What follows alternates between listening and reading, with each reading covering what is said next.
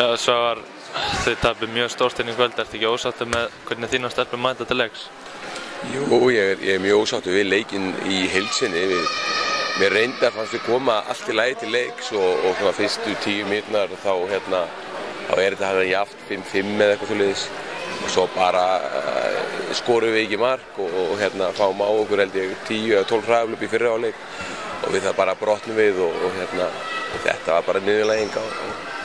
Þeir eru náttúrulega án leikmann eins og Ester og Grigor og eru með 12 leikmann á skýrslu. Er það ekki líka, ber leikurinn ekki þess merki líka? Jú, að sjálfsögðu þá erum við með 2 fjóraflokksstelpur að spila og 4 úr þriðjaflokki en svona raskelling á ekki að sjást þar sem við erum með líka reynsluboltinn á milli. Við erum með Flóru í marki og við erum með Ívönu sem er orðin 35 ára gömul og Símonu og þannig að þetta er bara mjög lélegt en ég segi það vantaði einhver vopn í okkar vopnabúr en þetta er engin afsökun fyrir þessu.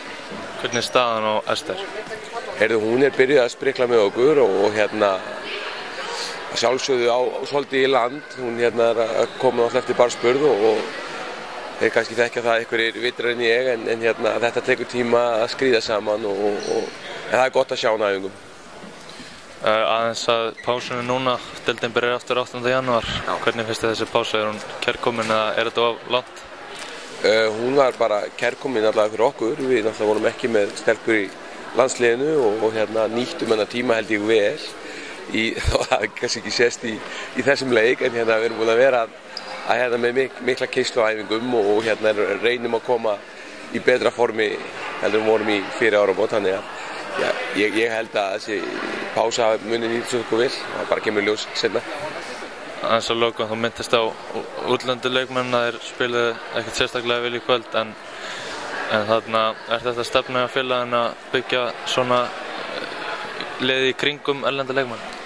Sko, já, á meðan við fáum ekki íslenskar stelpur til að koma til Vestmannaeyja þá verðum við að leita á önnur mið og við höfum gert það, við erum með 4 útlendinga núna í okkar herbúðum, náum samt ekki að vera 14 á leikskýrslu og við erum með 2 úr fjórðaflokki og 4 útlendinga og náum ekki að fylla upp í þetta þannig að við verðum ef við ætlum að vera með þá verðum við að leita út fyrir landsliðina og